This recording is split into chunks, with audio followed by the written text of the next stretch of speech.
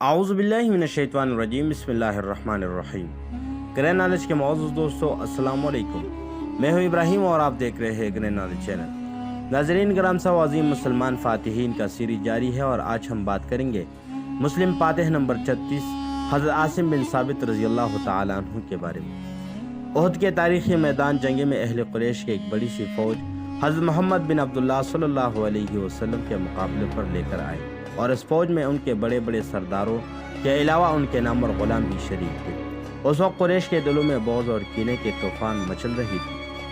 اور جنگ بدر میں مسلمانوں کے ہاتھوں مارے جانے والے اپنے مقتولین کے انتقام کی آگ ان کی رگوں میں خون کے ساتھ گردش کرتی ہوئی شرارتیں بڑھ رہی تھی۔ اس مہم میں مردوں کے دوش و بدوش قریش کے بڑے گھرانوں کی بہت سے شریف زادیہ اور معزز خواتین بھی ان کے ساتھ شریک تھی، تاکہ وہ اپنے مردوں کو جنگ کے دوران جدال و قتال کے لیے ہم وقت برآنگیختہ کرتی رہے، اپنے پیادوں کے دلوں میں غیرت اور حمیت اور مصیبت کی آگ کو بھڑکاتی رہے، اور اگر جنگ کے دوران کسی مرد میں کم ہمتی، شکست خوردی، کم حوصلے یا کسی قسم کی کمزوری کے آثار نظر آئے، وہ فوراً آگے بڑھ کر ان کی ہمت بڑھائے اور میدان کارزار میں ثابت قدم رہنے کے لیے ان کے دلوں میں انتقام کی آگ کو بھڑکاتی رہے۔ کفار قریش کی فوج کے ہمراہ روانہ ہونے والی بشمار خواتین میں ابو سفیان کی زوجہ ہندا بنت عتبہ، عمرو بن عاص کی بیوی رتبہ بنت عنبہ اور سلافہ بنت سعد خاص طور پر قابل ذکر ہے، کیونکہ یہ قریش کے اعلیٰ طبقاتی درجے سے تعلق رکھنے والی خواتین تھیں۔ سلافہ بنت سعد کے ساتھ ان کا شوہر طلحہ اور ان کے تینوں بیٹے مصافح، جلاس اور کلاب بھی تھے۔ کوہیت کے قریب جب دونوں فوجیں باہم متصادم ہو گئی اور جنگ کی آگ بھڑک اٹھی، تو ہندا بنت عتبہ اور ان کے ساتھ کی عورتیں اٹھی اور صفوں کے پیچھے جا کر کھڑی ہو گئی۔ انہوں نے اپنے ساتھ ہاتھوں میں دب تھام رکھے اور انہیں بجا بجا کر وہ ذمہ دارہ گیت گاتی رہی، جس کا ترجمہ ہے: اگر تم دشمن سے جنگ کے لیے آگے بڑھو گے تو تمہیں گلے لگائیں گے اور تمہارے لیے آرام دہ بستر بچھائیں گے، لیکن اگر تم پیٹ پھیرو گے تو ہم نفرت اور حقارت کے ساتھ تمہیں چھوڑ دیں گے۔ قریشی خواتین کا عزمیہ ترانہ قریشی بہادروں کے سینوں میں غیرت و ہمت کا شعلہ جوا کل ہوا دے رہا تھا اور ان کے شوہروں پر جادو طاری کر دیا تھا۔ اور اس کے بعد جنگ کا ہنگامہ فروز ہوا اور اس میں قریشی و مسلمانوں پر فتح حاصل ہوئی، تو قریشی عورتیں جو نشہ و فتح کامرانی میں چور تھی اٹھ کھڑی ہو گئی۔ وہ میدان جنگ میں زیر لب گنگناتی ہوئی مسلمان شہداء کی لاشوں کو بڑے انہماک کے ساتھ تلاش کرتی اور انہیں بری طرح سے مسلح کر رہی تھی۔ انہوں نے ان شہداء کے پیٹ چھاک کر ڈالے، آنکھیں پھوٹ ڈالی، کان کاٹ دی اور ناکیں تراش کر لی، لیکن ان قریشی عورتوں میں سے ایک عورت آتش خیز و غضب اس کے بعد بھی سرد نہ ہوئی۔ اس کا شعلہ عورت نے ان کے گٹے ہوئے اعضاء سے ہارا اور پازیب بنا کر انہیں اپنے گلے اور پاؤں کی زیب بنا لیا تھا، اور یہ سب کچھ اس نے اپنے باپ، بھائی اور بھتیجے اور چچا کے انتقام میں کیا، جو جنگ بدر میں مسلمانوں کے ہاتھ جہنم واصل ہوئے تھے۔ اہل قریش کی عورتیں میں سلافہ بنت سعد کی شان اپنی ساتھی خواتین سے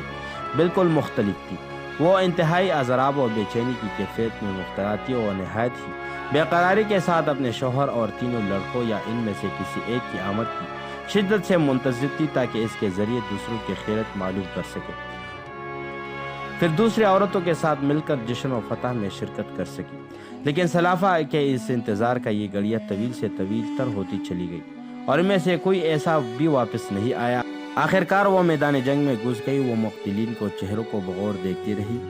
اچانک اس کی نظر اپنے شوہر کے بے روح مردہ جسم پر پڑی، جو اپنے ہی خون میں لت پت زمین پر ڈیر تھا۔ سلافہ کسی خوف زدہ شیرنی کی طرح پورے میدان جنگ میں ادھر ادھر دوڑنے لگی۔ وہ اپنے بیٹوں مصافہ، جلاس اور کلاب کی تلاش میں ہر سمت اپنے نظر دوڑاتی پھر رہی تھی، اور آخرکار اس نے انہیں دیکھ ہی لیا۔ وہ کوہ عہد کی تلی ہوئی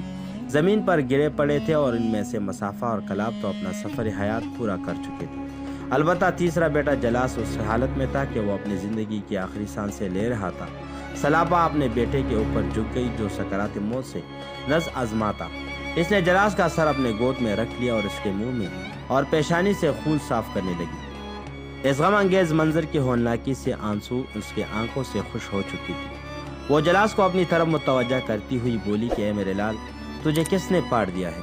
جواب میں جلاس کچھ کہنا چاہتا تھا، لیکن عالم نزا کی ہرہراہٹ اس کے آڑے آ گئی اور وہ کچھ جواب نہ دے سکا۔ سلافہ نے بار بار اور اصرار کے ساتھ پوچھا تو اس نے بمشکل صرف اتنے الفاظ کہے: حضرت عاصم بن ثابت نے پاڑ دیا ہے، اور مجھے بھی، میرے بھائی کو بھی۔ لیکن اس جملہ کو مکمل کرنے سے پہلے اس کے آخری ہچکیلے اور اس کا جسم سے جان پرواز کر گئی۔ سلافہ بن سعد نے یہ صورتحال دیکھ کر فرط غم سے پاگل ہوئے اور بآواز بلند چیخ کر غریہ و زاری اور شور و غل مچانے لگی۔ اسی حالت میں اس نے لات و عزیٰ کی قسم کھا کر کہا، جب تک قریش اس کے لیے حضرت عاصم رضی اللہ تعالیٰ عنہ سے انتقام نہ لے لے اور اس کو شراب پینے کے لیے حضرت عاصم رضی اللہ تعالیٰ عنہ کی کوپڑی نہ دے دے،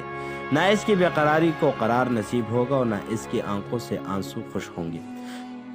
پھر اس نے نظر مانی کی، جس شخص حضرت عاصم بن ثابت رضی اللہ تعالیٰ عنہ کو زندہ گرفتار کر کے لائیں گے یا قتل کر کے اس کا سر پیش کرے گا، وہ اسے مالا مال کر دے گی۔ اس کا یہ نظر قریش کے مشہور ہو گئی اور مکہ کے ہر جیالو اور قسمت ازما نوجوان کے دل میں یہ آرزو قرال دینے لگی کہ کاش وہ حضرت عاصم بن ثابت رضی اللہ تعالیٰ عنہ کو گرفتار کرنے میں کامیاب ہو جائے یا اس کا سر سلافہ کے سامنے پیش کر کے اس اعلان کردہ انعام کا حقدار بن جائے۔ جنگ احد ختم ہونے کے بعد مسلمان مدینہ واپس لوٹ چکے تھے۔ وہ جنگ اور اس میں پیش آنے والے واقعات کا آپس میں تذکرہ کر رہے تھے۔ ان بہادروں کے لیے اظہار ہمدردی غمساری کرتے ہوئے جنگ میں جام شہادت نوش کر چکے تھے اور ان لوگوں کو حق میں تعریف کلمات کہتے جنہوں نے غیر معمولی جرأت اور شجاعت کا مظاہرہ کیا تھا اور شمشیر زنی کے جوہر دکھائے تھے۔ وہ خاص طور پر عاصم بن ثابت رضی اللہ تعالیٰ عنہ کا تذکرہ کرتے اور اس بات پر حیرت اظہار کرتے کہ ان کے لیے کس طرح یہ ممکن ہوا کہ انہوں نے ایک ہی گھر کے 3 حقیقی بھائیوں کو خاک و خون میں لٹایا اور ان کے علاوہ بھی کئی ایک موت کی گھاٹ اتار دیا۔ یہ سن کر انہی میں سے کسی نے کہا، اس میں خیرت کی کوئی بات نہیں، کیا آپ لوگوں کو یہ بات یاد نہیں ہے کہ جب رسول اللہ صلی اللہ علیہ وسلم نے جنگ بدر سے کچھ ہی پہلے ہم لوگوں سے دریافت فرمایا تھا کہ تم لوگ قتال کس طرح کرو گے؟ تو اس وقت حضرت عاصم بن ثابت رضی اللہ تعالیٰ عنہ نے کمان ہاتھ میں لیتے ہوئے کہا کہ جب دشمن ہم میں 100 ہاتھ کے فاصلے پر ہوگا تو ہم تیر اندازی سے کام لیں گے، اور جب وہ قریب آ جائیں گے اور ہماری نیزوں کے پونچھ کے دائرے میں ہوں گے تو نیزہ بازی ہوگی تاکہ نیزے ٹوٹ جائیں گے، اور جب نیزہ ٹوٹ جائیں گے تو ہم انہیں پھینک کر اپنی تلوار بھی نیلام کریں گے اور پھر شمشیر زنی کے جوہر دکھائیں گے۔ چنانچہ رسول اللہ صلی اللہ علیہ وسلم نے فرمایا، یہ ہے جنگ کا صحیح طریقہ، جس کو قتال کرنا ہو وہ حضرت عاصم بن ثابت رضی اللہ تعالیٰ عنہ کی طرح قتال کرے۔ جنگ احد کے کچھ دنوں کے بعد جب رسول اللہ صلی اللہ علیہ وسلم نے ایک خاص مہم پر روانگی کے لیے 6 صحابہ کرام رضی اللہ تعالیٰ عنہ کو طلب فرمایا اور حضرت عاصم بن ثابت رضی اللہ تعالیٰ عنہ کو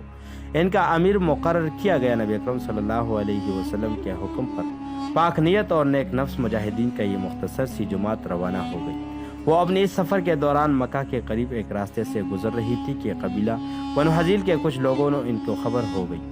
خبر ملتے ہی وہ تیزی کے ساتھ ان کی طرف دوڑ پڑے اور انہیں چاروں طرف سے گھیرے میں لیا۔ یہ دیکھ کر حضرت عاصم بن ثابت رضی اللہ تعالیٰ عنہ اور ان کے ساتھیوں نے اپنے تلواریں سونٹ لی اور ناصرین سے لڑنے کے لیے تیار ہو گئے۔ بنو حذیل نے کہا، تم لوگ ہم نے سے مقابلہ نہیں کر سکو گے اور نہ ہی ہم سے لڑ کر اپنی جانیں بچا سکو گے، لہٰذا تمہارے حق میں بہتر یہی ہے کہ تم اپنے ہتھیار رکھ لو، واللہ ہم تمہیں کوئی نقصان نہیں پہنچائیں گے۔ ہم اپنے اس عہد پر اللہ تعالیٰ کو گواہ بناتے ہیں۔ صحابہ کرام رضی اللہ تعالیٰ عنہم یہ سن کر ایک دوسرے کی طرف مشورہ طلب نظروں سے دیکھا تو اس موقع پر حضرت عاصم بن ثابت رضی اللہ تعالیٰ عنہ نے اپنے ساتھیوں کو مخاطب کرتے ہوئے فرمایا، اللہ کی قسم میں تو کسی مشرک کے عہد و پیمان پر اعتماد کر کے خود کو اس کے حوالے نہیں کر سکتا۔ پھر انہوں نے دل ہی دل میں سلافہ بنت سعد کی نظر کو یاد کیا اور یہ کہتے ہوئے تلوار سونٹ لی، الہی میں تیرے دین کی حمایت میں کھڑا ہوں اور اسی طرح سے مدافعت کر رہا ہوں۔ اے الہی میرے گوشت اور ہڈیوں کو دشمنان الہی سے محفوظ رکھنا اور ان پر کسی کو قابو نہ دینا۔ پھر وہ بنو حذیل پر ٹوٹ پڑے۔ اس حملے میں ان کے 2 ساتھیوں نے ان کا ساتھ دیا۔ یہ لوگ دشمن سے برابر لڑتے رہے اور ایک ایک کر کے تینوں شہید ہو گئے اور ان کے باقی ساتھیوں نے اپنے آپ کو دشمن کے حوالے کر دیا، لیکن انہوں نے اپنے عہد و پیمان کو پورا نہ کیا اور ان کے ساتھ بدترین قسم کی غداری اور بےدہنی کی گئی۔ قبیلہ بنو حذیل کے لوگوں کو پہلے اس بات کا علم نہیں تھا کہ ان کے ہاتھوں قتل ہونے والوں میں سے ایک حضرت عاصم بن ثابت رضی اللہ تعالیٰ عنہ بھی ہے، اور اس کے بعد ان کو یہ بات معلوم ہوئی تو وہ بے حد خوش ہوئے اور اب انہیں اس بات کا یقین ہو گیا تھا کہ اس کے بدلے وہ ایک بڑا انعام حاصل کرنے میں ضرور کامیاب ہو جائیں گے، کیونکہ سلافہ بنت سعد نے یہ نظر مانی کی تھی کہ اگر وہ حضرت عاصم بن ثابت رضی اللہ تعالیٰ عنہ پر قابو پا جائیں گے تو اس کا سر میں شراب پئیں گے اور اس میں حضرت عاصم بن ثابت رضی اللہ تعالیٰ عنہ کو زندہ یا مردہ کسی بھی حالت میں اپنے سامنے پیش کرنے والے کو منہ بولا انعام بھی عطا کر دیں گے۔ حضرت عاصم بن ثابت رضی اللہ تعالیٰ عنہ کی شہادت کے چند گھنٹوں کے اندر قریش کے لوگوں کو یہ اطلاع مل گئی تھی، کیونکہ قبیلہ حذیل مکہ کے قریب ہی آباد تھا۔ یہ خبر ملتے ہی سردار قریش نے قاتلین حضرت عاصم رضی اللہ تعالیٰ عنہ کے پاس ان کا سر لانے کے لیے ایک قاصد بھیجا، تاکہ سلافہ بنت سعد کے آتش انتقام کو سد کیا جا سکے اور اس کی نظر پوری کر سکے، اور اس کے تینوں بیٹوں کا غم کچھ ہلکا کر سکے، جن کو حضرت عاصم رضی اللہ تعالیٰ عنہ نے اپنے ہاتھوں سے قتل کیا تھا۔ انہوں نے چلتے ہوئے قاصد کو ایک بڑی رقم دیتے ہوئے اس بات کی تائید کی کہ وہ بے تدریج مال خرچ کر کے ہر قیمت میں بنو حذیل سے حضرت عاصم رضی اللہ تعالیٰ عنہ کا سر حاصل کر لے، چاہے اس کے لیے کتنی ہی رقم کیوں نہ خرچ کرنا پڑے۔ چنانچہ بنو حذیل جب حضرت عاصم رضی اللہ تعالیٰ عنہ کا سر جسم سے جدا کرنے کے لیے ان کے لاش کے قریب پہنچے تو یکایک وہ شہد کے مکھیوں اور بھیڑیوں کے ایک جھنڈ کا سامنا کر رہے تھے، جو ہر طرف سے اس کے اوپر گھیرے میں لے رکھے تھے۔ یہ لوگ جب لاش کے قریب آنے کی کوشش کرتے تو وہ مکھیاں ان کے بھیڑ اڑا کر ان کے چہروں، آنکھوں اور جسم کے مختلف حصوں پر ڈگ مارتی اور انہیں وہاں سے دور بھاگ جانے پر مجبور کر دیتی۔ کئی مرتبہ کی مسلسل کوشش کے باوجود جب یہ لوگ اس کے لاش کے قریب پہنچتے تو مایوس ہو جاتے، تو انہوں نے آپس میں کہا کہ فی الحال اسے یوں ہی چھوڑ دو اور رات کا اندھیرے پھیل جانے دو۔ رات کی تاریکی میں یہ بیڑے خود ہی اس کو چھوڑ کر چلے جائیں گے اور اس وقت ہم آسانی سے اپنے مقصد میں کامیاب ہو جائیں گے۔ چنانچہ وہ کچھ فاصلے پر بیٹھ کر رات کی آمد کا انتظار کرنے لگے۔ دن کا ابھی اختتام نہیں ہوا تھا اور رات کی سیاہ تاریکی پھیلنے میں ابھی دیر تھی کہ دیکھتے ہی دیکھتے آسمان پر گنگو کڑاؤں کا دوپہر چادر بن گیا۔ فضا گہری تاریکی میں ڈوب گئی اور پورا ماحول بجلی کی زوردار اور کان پھاڑ دینے والی گرج سے لبریز ہو جانے لگا۔ پھر موسلادھار بارش کا سلسلہ کچھ اسی طرح سے شروع ہو گیا کہ جیسے آسمان کے بند ٹوٹ گئے ہوں۔ نالوں میں پانی تیزی کے ساتھ بہنے لگا اور وادیوں اور گھاٹیوں سب اور پانی ریلا سیل آرم کی طرح زمین پر پڑی ہوئی ہر چیز کو اپنے ساتھ بہا لے گئی۔ صبح صادق کی روشنی جب طلوع ہوئی تو بنو حذیل کے لوگ حضرت عاصم بن ثابت رضی اللہ تعالیٰ عنہ کی لاش کو ہر طرف تلاش کرتے پھر رہے تھے، لیکن انہیں اس کا کوئی سراغ نہیں مل سکا۔ سیلاب کے موجے اسے بہت دور نہ جانے کہاں بہا کر لے گئے، اور اسی طرح اللہ تعالیٰ نے حضرت عاصم بن ثابت رضی اللہ تعالیٰ عنہ کی دعا کو شرف قبولت سے نوازا اور ان کے جسد مبارک کو اتھر کو مسار ہونے سے بچا لیا، اور ان کے سر مبارک کو اس بات سے محفوظ رکھا کہ ان کے کھوپڑی میں شراب پیا جائے، اور ان نے مشرکین کو مسلمانوں پر غالب آنے کے تمام راستے مسترد کر دیے۔ تاریخ اسلام کے سنہری اوراق میں حضرت عاصم بن ثابت رضی اللہ تعالیٰ عنہ کے غیر معمولی جنگی کارنامے ہمیشہ روز روشن کی طرح جگمگاتے رہیں گے۔ اللہ تعالیٰ ان کی رحمت پر شبنم آفشانی کرے۔ تو اس دعا کے ساتھ کہ اللہ تعالیٰ ہمارا خاتمہ بالایمان کر دے اور نیکی کرنے کا توفیق عطا فرمائے، تو ہمارے آج کی ویڈیو کا یہاں پر اختتام ہوتا ہے۔ مزید اس طرح کے دلچسپ ویڈیو کے لیے